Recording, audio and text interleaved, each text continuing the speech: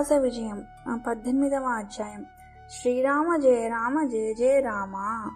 ధార్మికులారా, శ్రీ నిత్యానందుల వారును విద్యాసాగరుడును క్రమముగా శ్రీ స్వామి సమర్థ రామదాసు లీలలను వర్ణించుకుంటూ మననం చేసుకుంటూ వాటి స్మృతులలో తన్మయత్వం చెందుచు చాఫల్లో ప్రతిష్ఠించబడిన శ్రీరామచంద్రుని ప్రతిదినం దర్శించుకుని ఆనందమగ్నులైనారు. తదుపరి సమీపంన గల నదీ తీరమందలి ఒక వటవృక్షం క్రింద ఆసీనులైనారు. ఆ ప్రదేశంలో శ్రీ సమర్థుల వారున్నప్పుడు తమ శిష్యులతో తరచుగా ధార్మిక చర్చలు చేయుట, ఉపదేశములు చేయుట, కొన్ని కీలకమైన నిర్ణయములు చేయుట జరిగినది. కొన్ని సమయాలలో ప్రశాంతమైన వాతావరణంలో విశ్రమించేవారు. తమ లోక కళ్యాణ కార్యక్రమాలకు కొన్ని ప్రణాళికలను అక్కడే తయారు చేసుకున్నారు. ఆ విధంగా ఆ ప్రదేశం శ్రీ సమర్థుల వారి పాదస్పర్శతో పునీతమైన దివ్య ప్రదేశమని శ్రీ నిత్యానందుల వారి అనుభవమైనది. శ్రీ నిత్యానంద యోగి ఈరోజు విశేషంగా గురు శిష్యుల సమాగమం గురించి ప్రవచించపోచున్నారు. ఇంతలో చాఫల్ మఠంలోని వారంతా కూడా ఈ దివ్యమైన కథను శ్రవణం చేసేటందుకు అచ్చటికి వచ్చి అమితమైన కుతూహలంతో కూర్చున్నారు. మహాత్ముల చరిత్రలు ఎంత విన్నా కొత్తగానే ఉంటాయి. సముద్రంలో కొన్నిసార్లు మునగగలిగితే అన్ని రత్నాలు దొరికినట్లు ఈ చరిత్రలోని అంశాలు ఎన్నిసార్లు చదివితే అన్నిసార్లు నూతన విషయాలను మదిలో స్ఫురింపచేస్తాయని పెద్దలు చెప్తారు. అనుభవించి మనం నిర్ణయించుకోవాలి. శివాజీ ప్రణాళిక, లోక కళ్యాణ కాంక్ష. శ్రీ నిత్యానందుల వారిట్లు చెప్పసాగినారు. విద్యాసాగరా, సాహసానికి మారుపేరని శివాజీకి వీరులైన స్నేహితులు చేయి కలిపారు. వీరత్వం అనేది క్షత్రియ లక్షణం. దానికి లక్ష్యం ఉండాలి. మిత్రులందరిది ఒకే లక్ష్యంగా ఉంటేనే మిత్రత్వం వర్ధిల్లుతుంది. శివాజీ లక్ష్యాన్ని పదే పదే తన మిత్రులతో చెప్పేవాడు. గోవులకు, బ్రాహ్మణులకు, స్త్రీలకు, అమాయక ప్రజలకు మనం రక్షణ కల్పించాలి. దీనికై ఒక ఉద్యమం నిర్వహించాలి. ఇది దేశంలోని వారందరికీ ఉపయోగపడాలి.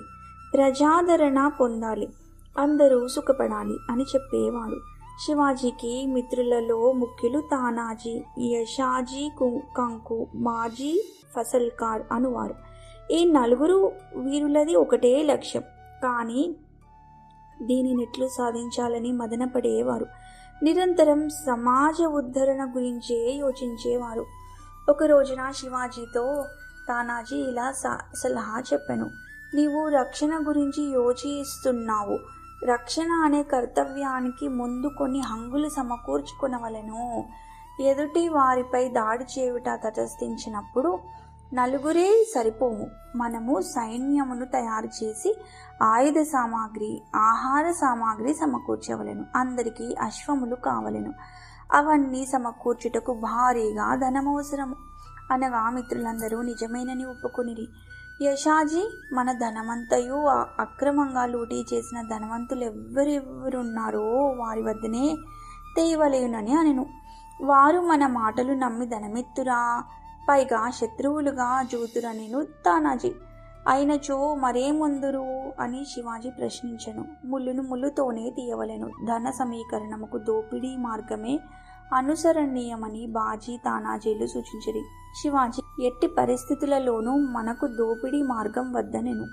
తానాజీ అతనిని బుజ్జగించుచు, తురుష్కులు ప్రాణ మానములను, ధనమును దోచుకొని అరాచకం చేస్తున్నారు. మనము ప్రాణ మానములు దోపిడీ చేయం. ధనం మాత్రమే మనకు అవసరం. అది కూడా బాగా శ్రీమంతులు అక్రమార్జన చేసి కూడబెట్టిన లోబుల వద్ద దోచుకుందాం.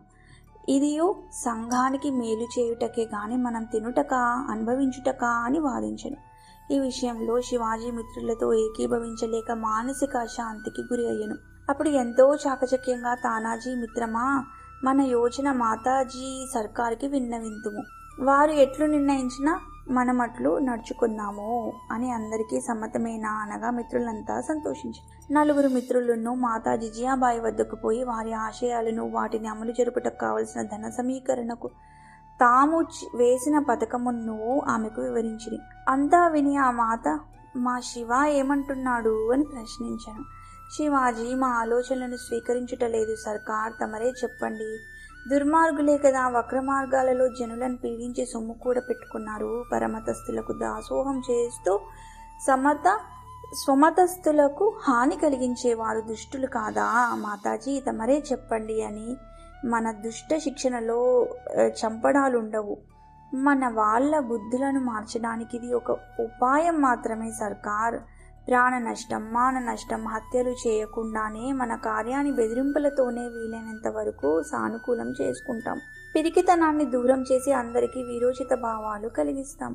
ఇది మా పథకం. తమరు ఎలా చెప్పితే అలా అందరం నడుచుకుంటాము అంటూ సుదీర్ఘంగా వివరించారు తానాజీ. యాషాజీ బాజీలు సమర్థించారు. మాతా జిజియాబాయికి ఏనాటి నుండియో తన కుమారుడు దుష్ట శిక్షణ, శిష్టరక్షణ చేయగలడనే నమ్మకం కలదు. ఆమె దేవిని ప్రార్థించి వారితో ఇట్లనెను, బిడ్డలారా, మీ ఆలోచన సరిగానే ఉన్నది. మీ ఉద్యమంలో గోవులకు, బ్రాహ్మణులకు, స్త్రీలకు, శిశువులకు మరియు బడుగు వర్గాల వారికి ఎట్టి హానియు కలగనీయమని లోబులు, అన్యాయవర్తనులైన వారిని మాత్రమే దండిస్తామని ప్రతిజ్ఞ చేయండి అని కోరి చేయించుకున్నది. అదే సమయంలో సాధు సంతు పట్ల ఏ విధమైన అపచారం జరగరాదని శాసించినది. అందరూ ఆమెకు నమస్కరించి సెలవు తీసుకున్నారు. మీ ఆలోచనలను గుప్తంగా ఉంచడానికి కూడా ఆమె హెచ్చరించినది. తర్వాత నలుగురును తరచూ వారు దర్శించుకునే భవానీమాత దేవాలయంకు వెళ్ళి భవానీమాతను ప్రార్థించుకున్నారు. శివాజీ తన తల్లి ఆశయంను, ఆజ్ఞను మాతకు విన్నవించాడు.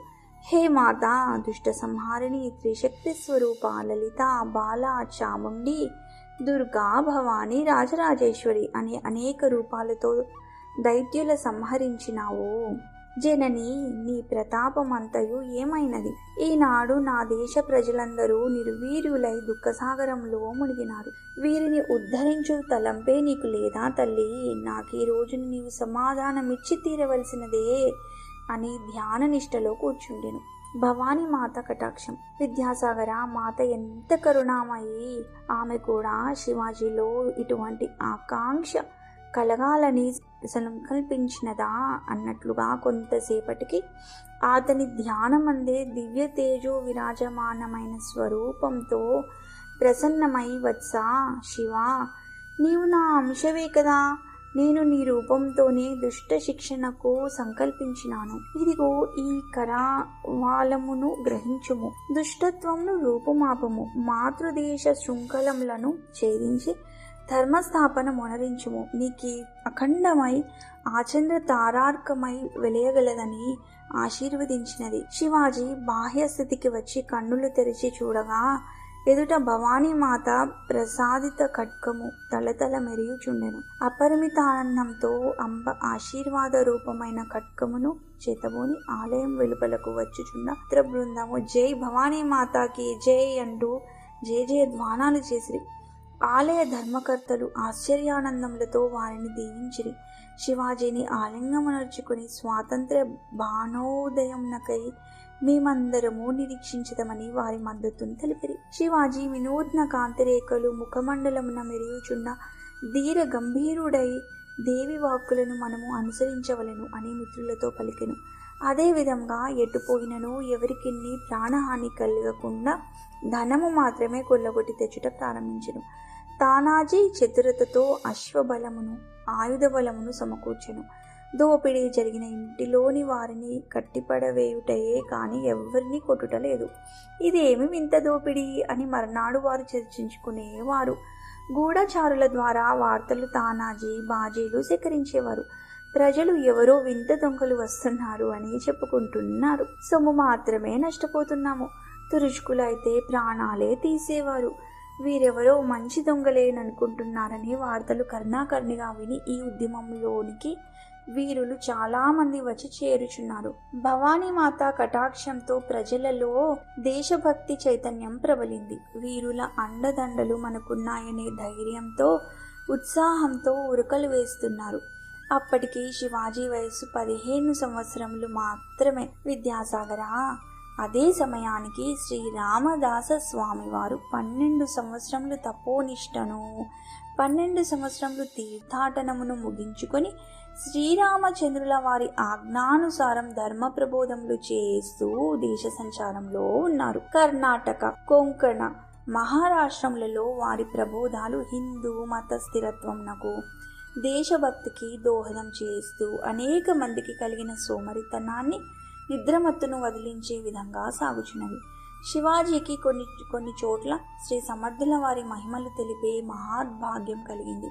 అప్పటికే శ్రీ సమర్థుల వారికి వందల మంది శిష్యులు ఏర్పడి ఉన్నారు. చాఫల్ మఠ నిర్మాణం కూడా చేసి ఉన్నారు. వత్స, సద్గురువుల అనుగ్రహం కలగాలన్నా, దర్శించాలన్నా వారి సంకల్ప బలం కూడా ఉంటేనే లభిస్తుంది. శిష్యుడు ఉద్ధరించబడాలని సద్గురువులు సంకల్పిస్తారు.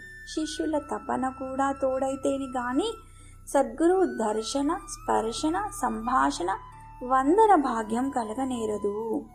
శ్రీ సమర్థుల వారు తమ పర్యటనలలో విస్తృతంగా హితబోధలు, ధర్మబోధలు చేస్తూ సంచరిస్తున్నారు. ఇంకా శివాజీ కార్యకలాపాన్ని వారు మదిలోనే గమనిస్తూ ఉన్నారు అని శ్రీ నిత్యానందుల వారు విద్యాసాగరునికి వినిపించిన కథను అచ్చట చేరిన భక్తులందరూ ఆలకించారు. చివరకు జయ జయ రఘువీర సమర్థ అని జయ జయ నాదములు చేసినారు. తర్వాతి వృత్తాంతం ఈ విధంగా శ్రీ నిత్యానందులు చెప్పసాగిరి. విద్యాసాగర, శివాజీకి సాధు సజ్జనులంటే చాలా భక్తి మరియు గౌరవం. ఎక్కడ సంకీర్తనలు జరిగినా తాను వెళ్ళుచుండేవారు. ఈ విషయం తెలిసి తురుష్కులు శివాజీని పట్టుకోవాలని అనేకసార్లు ప్రయత్నించి విఫలమైనారు. వారి పన్నాగంలు శివాజీకి గూఢాచారుల వలన ముందే తెలిసేవి. ప్రతిసారి ఒక్కొక్క మారువేషంతో వెళ్ళి కీర్తనలు, భజనలు, ప్రబోధములు విని వచ్చేవాడు. ఆ విధంగానే అనేక పుణ్యక్షేత్రాలు, ఆలంది, చించువాడి, దేహు వంటి ప్రసిద్ధ స్థానములందుండు సంతులను, సజ్జనులను దర్శించెను. తల్లి బాల్యమందుపదేశించిన పరమ భాగవతోత్తముల జీవిత విశేషములతని మదిలో స్థిరపడెను. రాజ్యపాలన అను అంశతో బాటు ఆధ్యాత్మిక వికాసమునకై శివాజీలో తపన రోజు రోజునకు హెచ్చుచుండెను.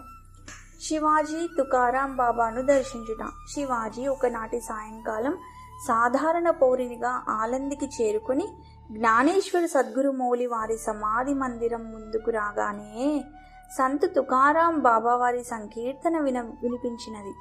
జనసందోహంతో ఆ ప్రాంగణమంతా కిక్కిరిసి ఉన్నది. శివాజీ ఒక మూలన నిలిచి సంకీర్తనను శ్రవణం చేస్తున్నాడు.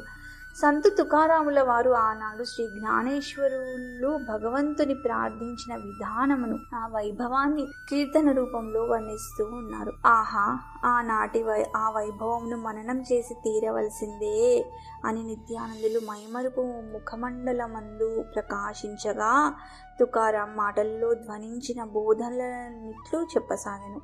ఆ భావం ఇట్లున్నది. జ్ఞానేశ్వరులు రంగడిని ఇలా ప్రార్థిస్తూ ఉన్నారు: నేను ఒక సామాన్య పతిత జీవిని అయినా నీ భక్తి అన్న ముద్ర నా హృదయంపై పడింది. ఇక నాకు లోటేమిటి? జెండా అనేది ఒక మామూలు గుడ్డ మాత్రమే. రాజైనటువంటి వాడు దాన్ని ప్రతిష్ఠించుకోవడానికి, దాన్ని నిలబెట్టుకోవడానికి ఎంతో కష్టపడవలసి ఉంటుంది. అనగా నన్ను రక్షించుకోవలసిన వాడవు నీవే.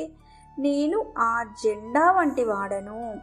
మామూలు అర్జీ కాగితంపై రాజు సంతకం చేయగానే ఎంతో విలువ వస్తుంది. అది కూడా అతనితో సమానమైనదవుతుంది.